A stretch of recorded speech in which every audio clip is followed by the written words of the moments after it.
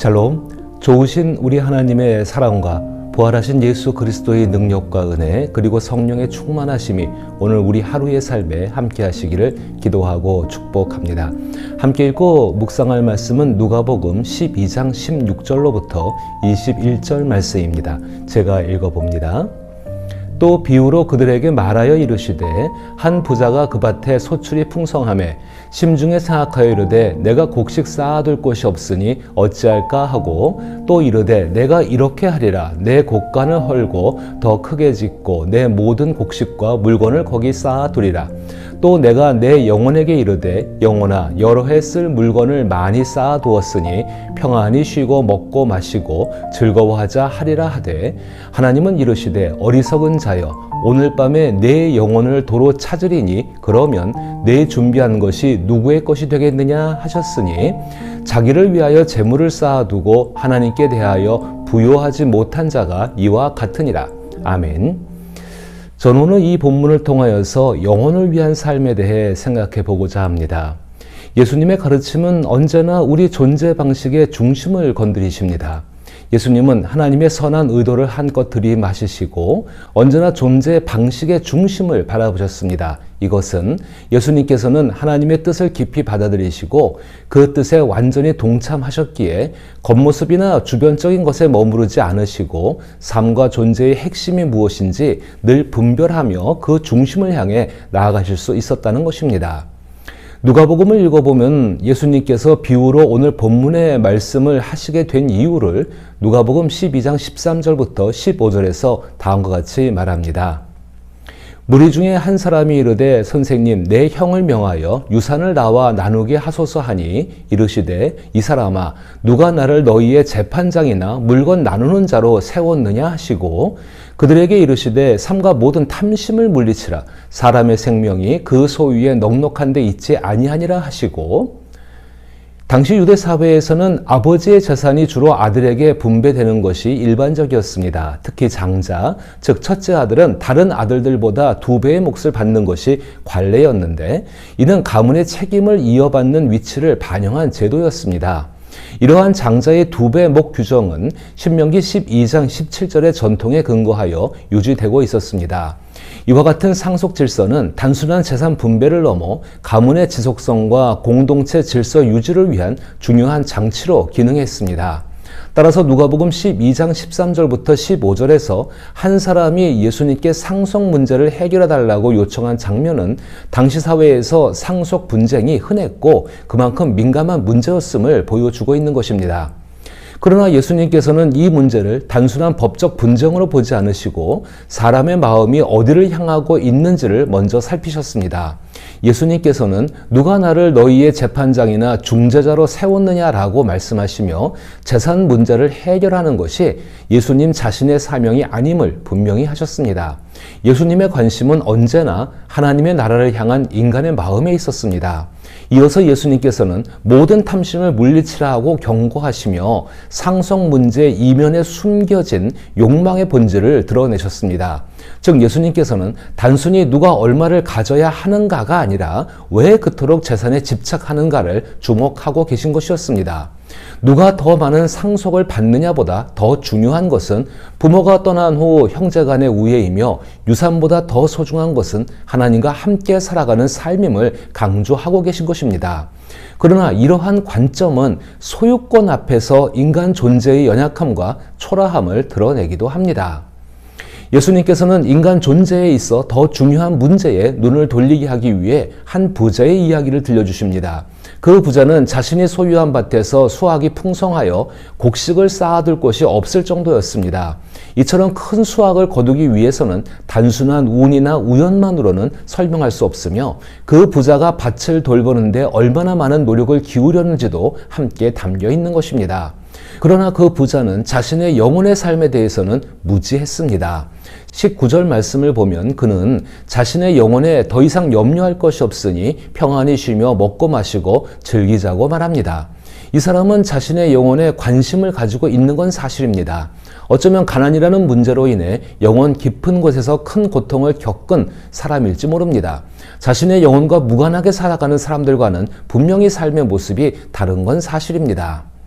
영혼은 우리 모두에게 내재되어 있으나 타인에게는 쉽게 드러나지 않는 매우 깊은 내면의 영역입니다. 영혼은 인간이 하나님을 만나는데 가장 적합한 고요한 공간입니다. 이 깊은 곳에는 영적 세계의 평화가 깃들어 있으며 천국과의 소통, 회개, 찬양과 경배가 이루어집니다. 또한 영혼은 사람들이 하나님 나라의 건설자로 살아가도록 이끄는 힘이 됩니다. 영혼은 생명과 하나님에 대한 지식을 형성하는 근원지이기도 합니다.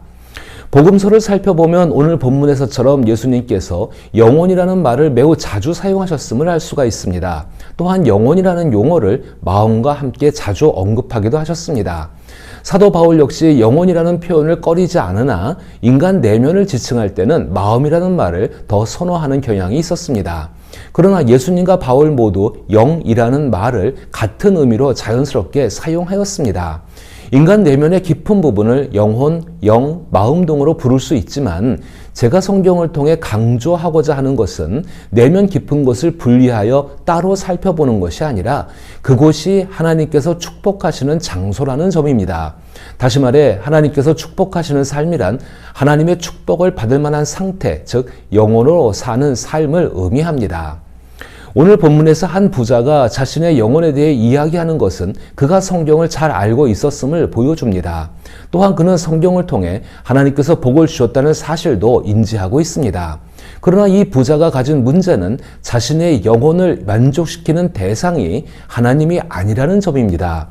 이는 마치 자신의 영혼과는 무관하게 살아가는 것과 사실 다를 바가 없는 것입니다. 어떤 사람들은 음식, 즐거움, 스트레스 해소, 정신력, 외부의 지원 등만 충분하다면 영혼에 대해 전혀 신경 쓰지 않고 평생을 살아갈 수 있다고 생각합니다.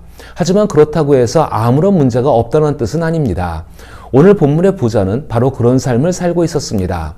그러던 중 예수님께서 그에게 인생의 마지막 날에 하나님께서 하실 말씀을 전해 주십니다. 어리석은 자여, 오늘 밤에 내 영혼을 도로 찾으리니 그러면 예수님께서 비유로 말씀하신 한 부자는 영혼에 관심은 있었지만 정작 영혼을 위한 삶은 살고 있지 않았습니다. 이러한 모습은 예수님 당시 자신을 하나님의 백성이라 여겼던 유대인들 뿐만 아니라 오늘날의 그리스도인들에게서도 흔히 찾아볼 수 있는 모습입니다. 어리석은 자여, 오늘 밤에 내 영혼을 도로 찾으리니 그러면 이 말씀을 통해 우리에게 진정으로 중요한 본질이 무엇인지 깊이 생각해 보시기를 바랍니다. 도움이 되도록 하박국의 노래, 고백을 함께 들어보십시오. 비록 무화과나무가 무성하지 못하며 포도나무에 열매가 없으며 감람나무에 소출이 없으며 밭에 먹을 것이 없으며 우리의 양이 없으며 외양간에 소가 없을지라도 나는 여호와로 말미암아 즐거워하며 나의 구원의 하나님으로 말미암아 기뻐하리로다. 하박국 선지자는 세상에서 원하는 소유나 결과가 없더라도 하나님만으로 기뻐할 수 있었습니다. 그렇다면 하박국 선지자가 소유한 구원을 기뻐한다는 것은 어떤 의미일까요? 만약 구원이 하나님과 함께하는 상태를 뜻한다면 그것은 무엇을 의미하는 것일까요? 사실 하박국 선지자가 처한 상황은 아무리 강철 같은 멘탈을 가지고 있다고 해도 견디기 힘든 고난입니다. 총체적인 난국을 넘어 자신의 존재 자체가 수치스럽고 부끄럽게 느껴지는 현실, 게다가 그 모든 것이 자신이 가장 혐오하는 악인의 손에 의해 벌어지고 있다는 점이 더욱 참기 어려운 상황입니다. 그러나 하박국 선지자의 내면, 즉 영혼은 하나님께서 공급하시는 것으로 충만해 있었습니다. 이것이 바로 하나님께서 의도하신 참된 인간 삶의 모습입니다. 우리 영혼은 산모가 잉태하는 그 순간 창조주 하나님에 의해 시작됩니다. 이는 육체적 접촉의 결과가 아니라 하나님께서 인격적으로 행하시는 신비로운 사건입니다. 하나님은 우리 영혼에 생명을 불어넣어 주십니다. 하나님의 손길로 창조된 영혼은 결코 죽거나 그 본질을 잃지 않습니다. 비록 우리의 육체는 점점 늙어가고 결국 죽음에 이르지만 영혼의 존재는 죽음을 넘어 영원히 지속됩니다. 우리의 영혼은 삶의 활력을 불어넣는 에너지이자 길잡이이며 확신의 근거이자 창조주 하나님과의 연합을 위한 본질로 창조되었습니다. 그러나 아담으로부터 시작된 죄와 악의 결과로 인해 그러한 상태를 유지할 수 없게 되었습니다. 우리의 영혼은 죄와 악의 영향으로 거의 죽은 상태에 이르렀습니다. 하지만 하나님의 아들 예수 그리스도께서 모든 죄와 악을 대신 짊어지심으로써 우리는 예수 그리스도에 대한 믿음을 통해 영혼이 다시 살아나게 되었습니다. 근본적으로 영혼에는 한계가 없습니다. 영혼은 인간 내면의 한 공간이면서도 한계가 없는 광활한 외계 공간과도 같습니다.